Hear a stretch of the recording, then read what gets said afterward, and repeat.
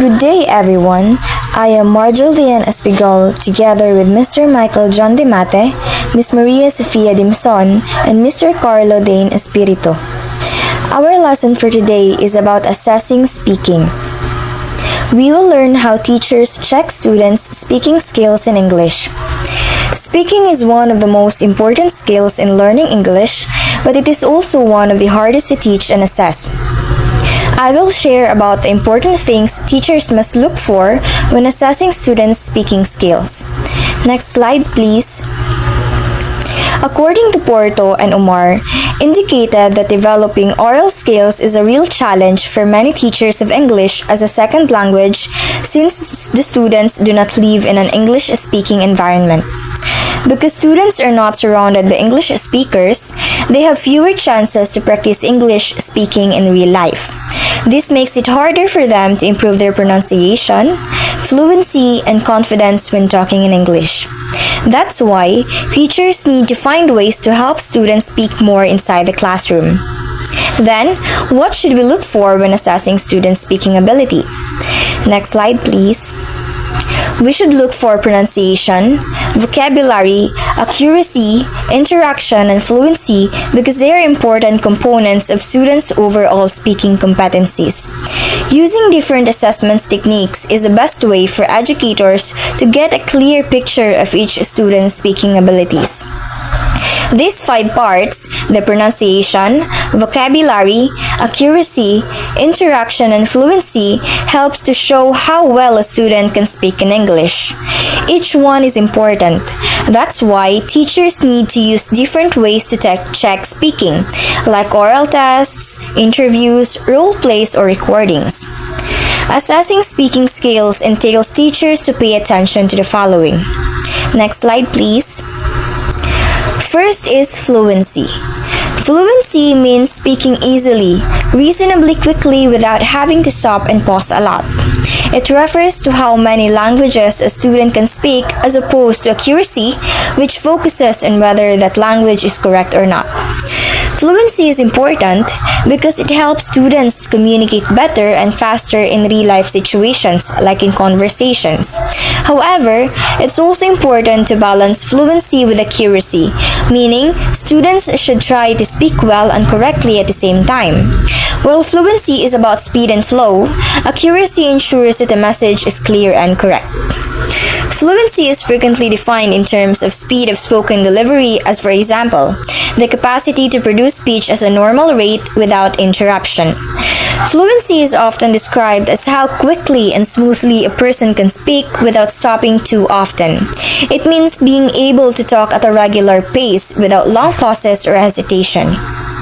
A fluent speaker can keep the conversation going naturally without struggling to find words or get stuck. It's important for a teacher to check how fluent the students are, whether the main goal is for them to communicate in English or if fluency is just one part of the lesson. Just like some students find it hard to read aloud, others also have trouble with fluency. These students might speak too slowly and stop often to think of words. Next slide, please. The second is pronunciation. Pronunciation is the act of producing the sounds of speech, including articulation, stress, and intonation. Pronunciation is important in speaking. Pronunciation is how we say words correctly, including how we pronounce those sounds, stress certain syllables, and change the tone of our voice. It's important because if pronunciation is wrong, it can make it harder for others to understand what we're saying. For pronunciation assessment, teachers must therefore consider more than just how the words and letters sound. Other considerations are the changes in the tone of voice, pronouncing words with greater emphasis than the other, and how words can sound different when they are joined together in natural speech. When checking pronunciation, teachers need to think about more than just how words sound. They also need to pay attention to things like how the voice changes in speech, which words are stressed more, and how words sound when said together in a sentence, as they can change in natural speech. When assessing pronunciation, the teacher should focus on making sure the listener can understand the speaker. The teacher should also check if the student is using the right pronunciation, tone, stress, and how words connect in speech. Teachers might ask students to record themselves reading a passage or story. This helps the teacher listen and give feedback on how to improve. The teacher can also talk with students to check their pronunciation skills. That's all for my report. I'm passing the virtual floor to the next reporter, Miss Carlo Dane Espiritu. So good day everyone, I'm Carlo Denem Espiritu and this is our part of this presentation. Now I will be discuss about the vocabulary and accuracy and interaction. So first is vocabulary. This refers to the body of words used in a particular language. Vocabulary is usually assessed through vocabulary test, using multiple choice or fill in the blanks. However, in the context of speaking, it is the consideration of the breadth and depth of the vocabulary used by the speaker. So first is breadth refers to the number of words as a student knows. And next is depth is what the learners knows about the words. So vocabulary refers to the words a speaker knows and use in speaking. Is not just about how many words you know, but also how will you understand and can use them in different situations. For example,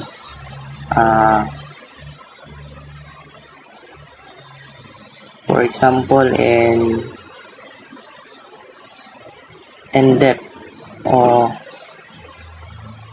in depth words is a breadth first is, for example, is school is good.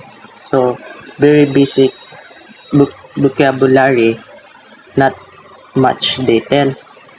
And the depth words naman is, for example, is school is excellent and amazing. So in this word is more words, but they are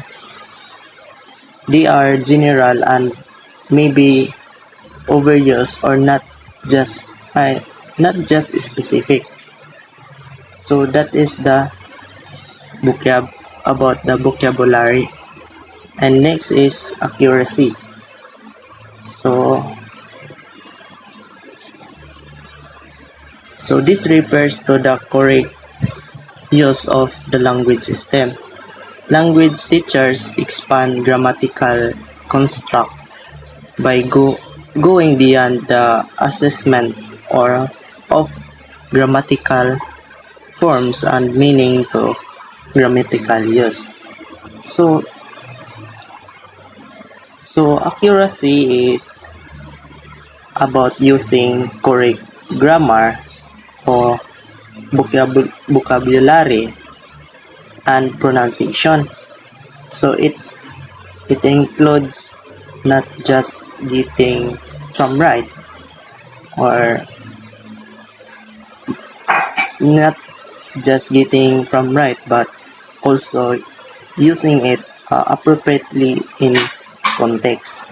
For example, incorrect words like he go to school every day. So and the correct or accurate words is he goes to school every day. So that is the second word is more accurate than the first words he go to school every day.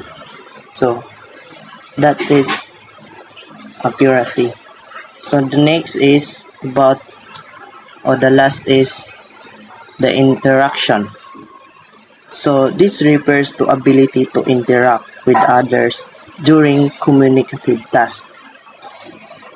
So interaction is the ability to engage in conversation smoothly, including turn taking or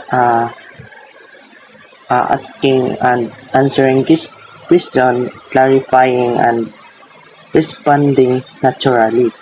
So, for example of this in interaction is what uh, like have a to student. So the first student is he asked, "What do you like to do in your free time?" And the second student answered, I enjoy reading. How about you? So nag so the first is he asked a question, but the second student he answered that and he asked also them a question. So the second student show interaction by answering and returning a returning a question. So that is the example of interaction, and that's all my part. Thank you. Here are the types of speaking assessment task. When we say speaking assessment task, it is an activity or exercise that teachers use to check how well students can speak. It could be something like answering questions, having a conversation, or giving a short talk. The goal is to see how well students use English language to communicate. According to Brown, there are 5 types of speaking assessment tasks that teachers can use to assess the speaking ability of the students. These are imitative or imitation, intensive speaking, responsive speaking, interactive speaking, and extensive speaking or monologue. Next slide, please. First is imitative or imitation. This involves repeating a small stretch of language and focusing on pronunciation.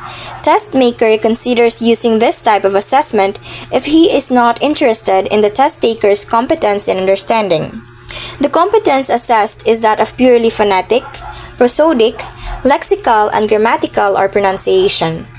This speaking assessment involves repeating a short sentence or phrase, focusing on pronunciation. The teacher uses this to check how well the student says the words, not their understanding.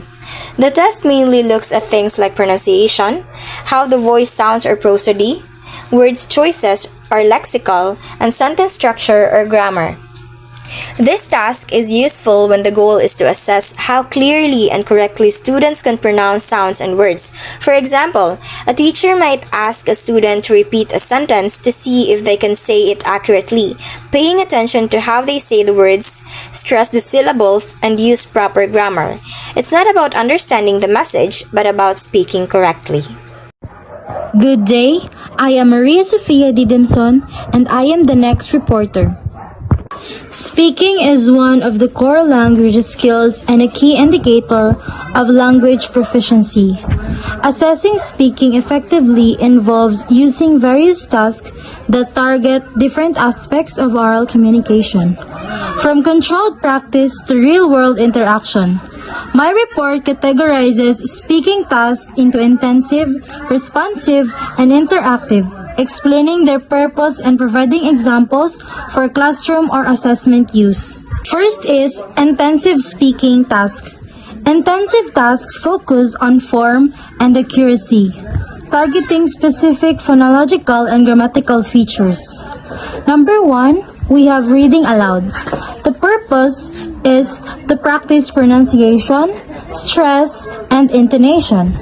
For example, a student reads a passage from a short story while the teacher evaluates pronunciation, rhythm, and fluency. Example for the reading aloud. The quick brown fox jumps over the lazy dog. Next is directed response task. The purpose of this is to elicit specific grammatical forms or structures. For example, the teacher says, Say the past tense of go. So the student answer, went. The teacher says that, say this sentence in the passive voice. The cat chased the mouse. And the student answered, the mouse was chased by the cat.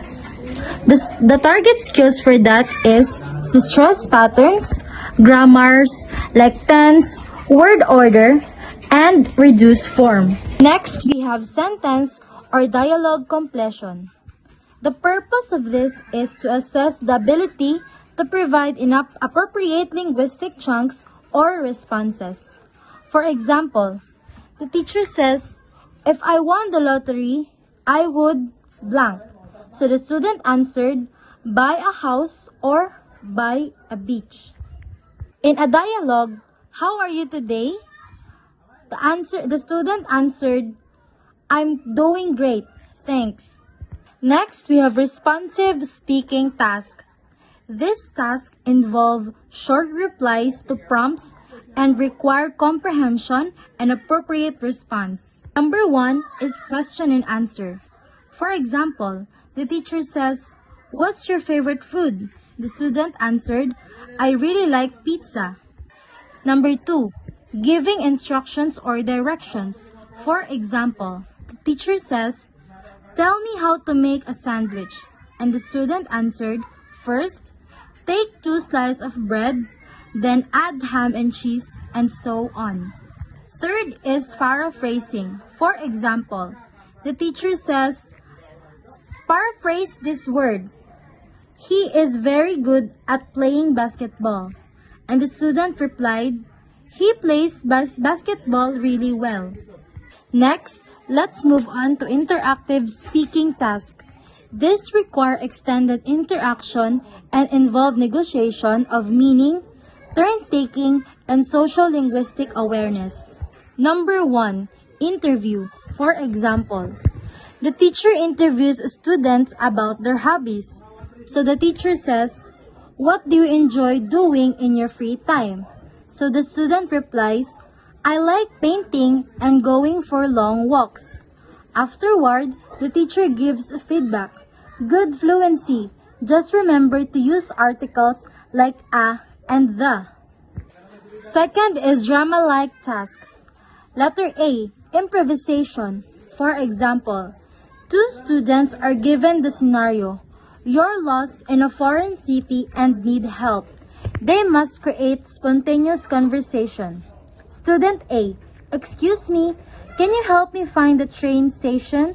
Student B, sure, go straight, then turn left at the bank. B, role play. For example, students act as a waiter and customer in a restaurant.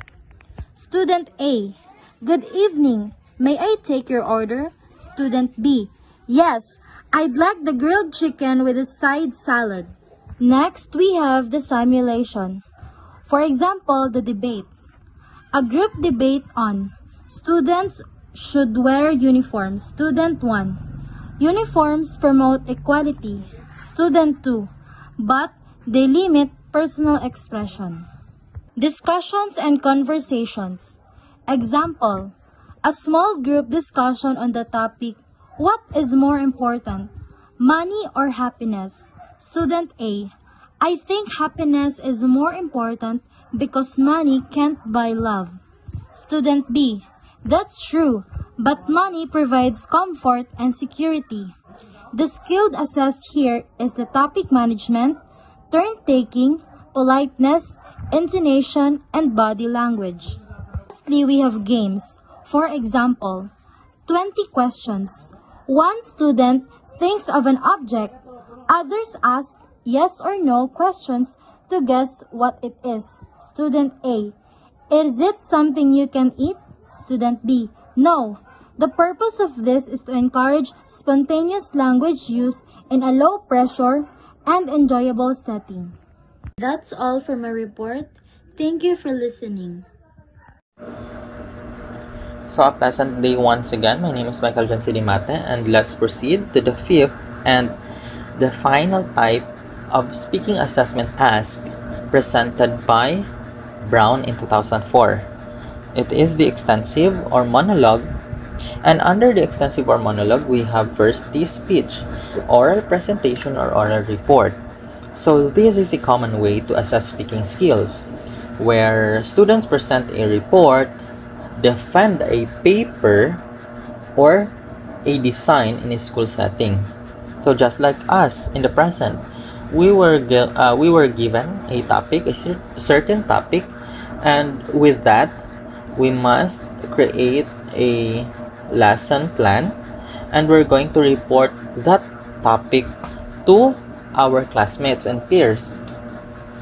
So the assessment considers both the overall effectiveness and specific aspects of the presentation. So we were going to be judged accordingly to our overall performance, the outcome of the report, and also to be judged accordingly in each aspect. So we will be judged in our confidence, the way we interact, like that, our pronunciation. So there's a, what do we call this, a measurement to measure how effective we are in reporting, in oral presentation or oral report. So also this allows a more comprehensive evaluation of the speaker's abilities. So next we have the picture cued storytelling. So this task requires the speaker to create a longer story or description based on a single picture or a series of pictures. So we can observe this type of assessment of speaking abilities, some used in pageant. So I have once witnessed a pageant where the coordinators were going to present or flash an image in a technological means, and the contestant will going to elaborate the meaning behind the image or to convey the message of the image towards the audience. So unlike shorter picture descriptions, this focuses on expanding the narrative and demonstrating the ability to develop a detailed account from a visual prompt. From that certain image, the contestant or the speaker will going to elaborate to make sense about the image towards the audience or the listeners. So it has the ability to create a coherent and engaging narrative from limited visual input. Imagine just by using an image, an individual can make a paragraph, a words, or a group of combination of words, and can make into a statement just by using that image. So next we have the retelling a story or new event. So in this task, the speaker retells a known story or recounts a recent event. So the emphasis on the clarity and meaningfulness of how the events are structured and related, the fluency of the speech, and the speaker's interaction with the audience. So this can be used in a contest where, like in elementary, if I'm not mistaken, there's this palagpasan, this storytelling competition, where the contestant will be going to memorize a certain story and will be going to present it to the audience. So that is the best example for this, retelling a story or new event or an impromptu speech. So there's the structure, the relatedness of the information the speaker or the contestant is talking about. So there's this beginning, the body, and the conclusion about that certain topic or ideas you are talking about. So And also the highlight here is the speaker's interaction with the audience. So the speaker doesn't just talk some words or throw words in the wind, but towards the audience.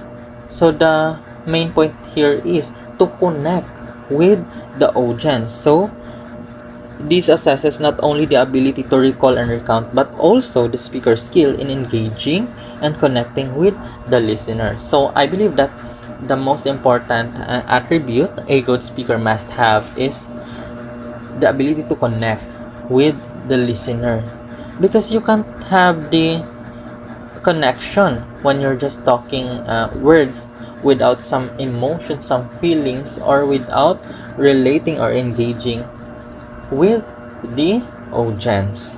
So next, we have the assessing speaking using rubrics. Of course, in assessing an activity, we need to have a rubric so that our judgment towards the certain activity or performance is valid. In speaking assessment, the teacher needs to integrate all the parameters that constitute effective speaking. The use of rubrics is very helpful in assessing what areas they can improve on. So this rubric isn't just used to rate the performance of the student, but can be used as an important tool in order for the student to improve what they are lacking. Because in the rubrics, by using the rubrics, the teacher can point out the areas the student or the performer needs to work on with, so that they can improve the certain skills they are lacking. So in the future, those lacking will be filled, and they can perform a better performance. That is a better performance that can be graded well accordingly to the rubrics. So the rubrics isn't just a piece of paper or some advice, but it is an important tool. It is an important tool and a means of feedback by the teacher to the student. Okay? So there are two types of rubrics that can be used in assessing speaking skills. First, the holistic, and second, the analytical. So let's talk first about the holistic rubric. So the holistic rubric leads the rater to evaluate or score the overall component of communicative competence without separately considering another component of language production. And according to NITCO in 2001, holistic rubric is more appropriate when the task requires students to create various responses. So principally, the holistic rating rubric reports the overall quality, proficiency, and understanding of the content while speaking. So this type of rubric focuses on the overall communicative competence of the speaker, and the rater or the judge or someone who gives the grade or rates the performance evaluates the performance entirely without breaking it down into separate components. Like they don't need to grade the performance according to the fluency, to the pronunciation, like that, but instead they are going to give feedback or grade the performance in an overall manner. So it's particularly useful when the task involves creating varied responses, providing a single overall score representing the quality, proficiency, and understanding demonstrated. So the focus is on the overall impression, the impression that was given by the performer, and the effectiveness of the communication. Next, let's have the analytic rubric. So another type is an analytic rubric. So this rubric requires the rater to evaluate or score the components of language production separately according to Muskal in 2000 and NITCO 2001. So it scores performance in different subcategories such as grammar, vocabulary, comprehension, fluency, pronunciation, and task completion. So this is a contrast of the holistic rubric, where an analytic rubric breaks down the performance into specific components or subcategories. So the rater will give a score according to the performance of the performer, according to his or her fluency in speaking, pronunciation, the scope of his or her vocabulary, and also the comprehension the comprehension of the speaker to the given topic of the or to the certain topic given. So this provide more detailed evaluation of strengths and weaknesses in different areas of language production. So in this type of rubric, the rater can give a feedback, a constructive feedback, where it shows it can give some motivation by highlighting the weaknesses and the highlighting the strengths of the performer, which is good, as when the student or the performer were given the a feedback to the areas where they are lacking, they can use it in the future endeavors and improve their performance. So it allows for more targeted feedback and a more nuanced understanding of the speaker's abilities. So it doesn't scores the overall impression, but the ability of the speaker. So is the speaker confident? Is the speaker fluent? Or is the speaker able to comprehend the question given, like that? So this is a more recommended, for me, a more recommended type of rubric. As a future educator, we must highlight the weaknesses and give praise to the strengths shown by the performer or the students, so that if we highlight their weaknesses, they can work on it and improve their performance or make it better. So now let's proceed. O'Malley in 1996 suggests several steps in developing rubric. So first, set criteria of task success. So in this step, we must clearly define what constitutes successful completion of the task being assessed. So this provides a benchmark, a blueprint, or a guide for evaluating performance. So it is important so that we won't lose our ways in assessing the performance of the student. We give a grade or rate their performance appropriately and exactly according to what we expected them to perform or to do. So next, set dimensions of language to be assessed.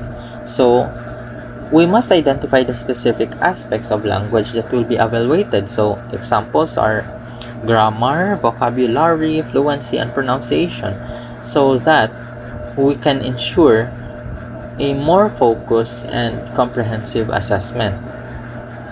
Walay paligoy-ligoy. If what areas we include in the rubrics, dito lang mag-focus. Wala na halimbawa kung speaking assessment nya ang naanay rubric, dili na ka mag you don't need na to what to call this, put some dili kailangan na rating sa ilang performance nga wala dito sa rubric, kay ma-shock ang student. Now, where does it come from? Asa na nagikan nga rating sa rater? So next, give appropriate weight to each dimension. So we must determine the relative importance of each dimension. So some aspects might be weighted more and others depending on the goal of the assessment. So addressing potential omission is also important. And lastly, to focus on what the task taker can do instead of what they cannot. So the rubric should emphasize the task taker's abilities and strengths rather than dwelling on their weaknesses. So this promotes a more positive and constructive approach to assessment. So if possible, we must highlight more the positive side of their performance so that to encourage them